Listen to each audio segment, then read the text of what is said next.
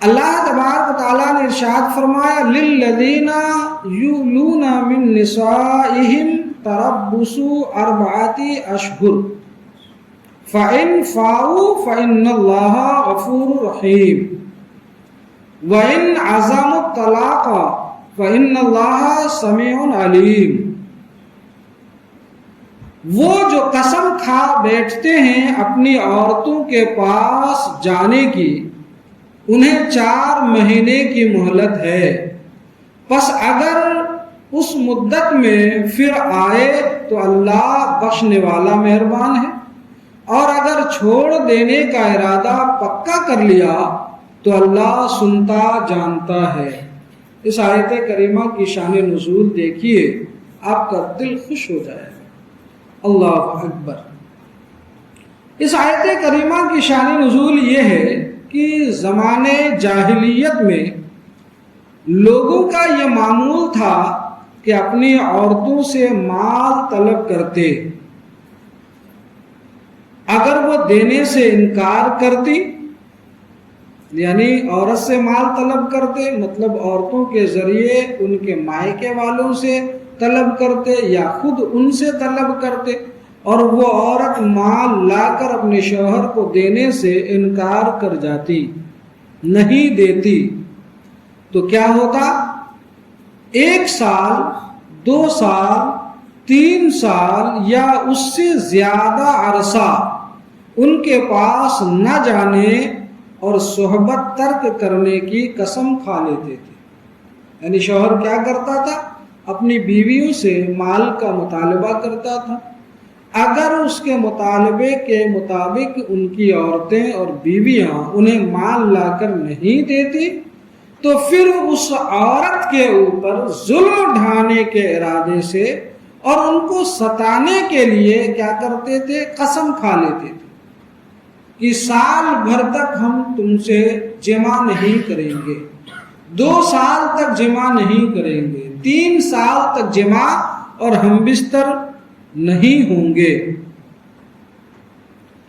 اب انہیں پریشانی میں چھوڑ دیتے تھے، پریشانی میں بھئی مانا چھوڑ دیتے تھے کہ نہ انہیں وہ بالکل چھوڑتے تھے کہ نہ وہ بیوہ ہی تھی کہ کہیں اپنا ٹھکانہ کر لیتی، نہ شوہر دار کہ شوہر سے آرام پاتی، یعنی نہ بے شوہر ہے کہ کہیں دوسری جگہ شادی کر لے اور زندگی آرام سے گزارے، اور نہ ہی جو شوہر ہے اس شوہر سے اسے کوئی آرام ملے جو شوہر سے عورتوں کو آرام ملنا چاہیے۔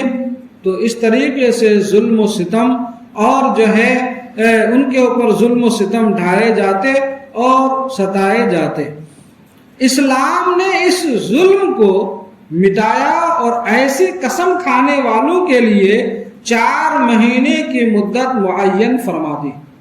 اسلام نے اس ظلم کو مٹا دیا اور اسلام نے عورتوں پر بڑا احسان کیا، بڑا احسان فرمایا کہ اب یہ جو قسم کھا کر سال بھر 2 سال 3 سال یا اس سے بھی لمبا زمانہ چھوڑے رکھتے ہیں، نہ تو مکمل چھوڑ دیتے ہیں کہ وہ کسی اور مرد سے نکاح کر لے، اور نہ ہی اپنے پاس رکھ کر انہیں سکھ دیتے ہیں، بجائے سکھ دینے کے اور حقوق کے زوجہ ادا کرنے کے ان کو طرح طرح کے کیا کرتے؟ ستاتے اور ظلم ڈھاتے۔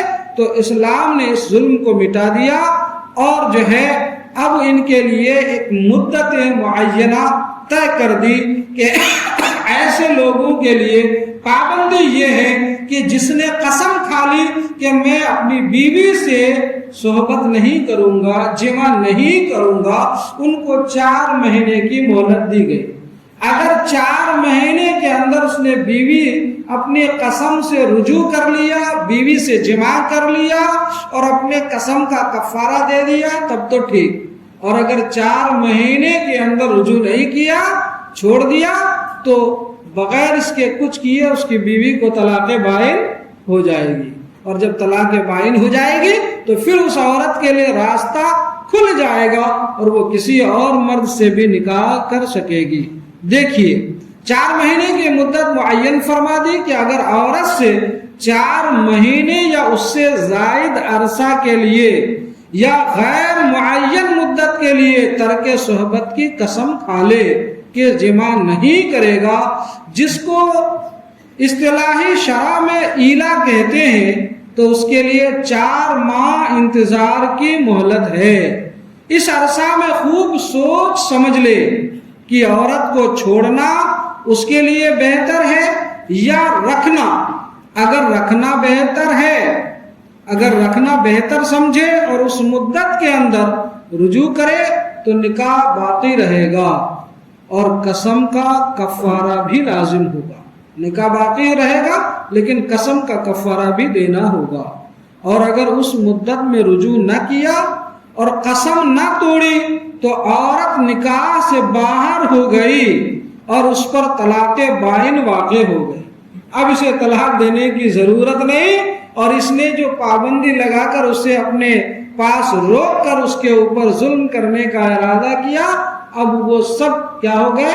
ختم ہو گئے۔ یہ حکم آج بھی باقی ہے کہ اگر کوئی اپنی عورت سے اس طریقے کی قسم کھا لے، ایلا کر لے، تو اس کے پاس 4 مہینے کی ہی مہلت ہوتی ہے۔ تو یہ اسلام نے عورتوں کے اوپر بڑا کرم فرمایا، بڑا ہی احسان فرمایا کہ انہیں اس طریقے کے ظلم و ستم کا شکار ہونے سے بچایا۔ اب ایک مسئلہ بیان فرماتے ہیں کہ اگر مرد صحبت پر قادر ہو، یعنی رجوع کرنا ہے، تو رجوع کرنے کا طریقہ کیا ہوگا؟ رجوع کرنے کا طریقہ یہ ہے کہ اگر مرد جمع کرنے پر، صحبت کرنے پر قادر ہے تو رجوع صحبت ہی سے ہوگا، یعنی صحبت کرنا ہوگا۔ اور اگر کسی وجہ سے قدرت نہ ہو تو بعد قدرت صحبت کا وعدہ یہ رجوع ہے۔ یعنی 4 مہینے کے اندر اگر وہ رجوع کرنا چاہتا ہے اور جمع کرنے کی طاقت بھی ہے تو رجوع کے ارادے سے وہ اپنی بیوی سے جمع کرے، تب جا کر رجوع ہوگا۔ اور اگر کسی وجہ سے صحبت کرنے پر طاقت نہیں ہے، قوت نہیں ہے، تو بیوی سے رجوع کر لے اور طاقت آنے کے بعد صحبت کرنے کا وعدہ کر لے تو رجوع ہو جائے گا، ورنہ پھر رجعت نہ ہوگی۔ اللہ تبارک و تعالی ہمیں آپ کو، ساری کائنات کے لوگوں کو اپنے کلام مقدس سمجھنے کی توفیق عطا فرمائے اور کلام مقدس کی روشنی میں زندگی گزارنے کی توفیق عطا فرمائے۔ وآخر الدعوانا الحمد للہ رب العالمین۔ السلام علیکم ورحمۃ اللہ وبرکاتہ۔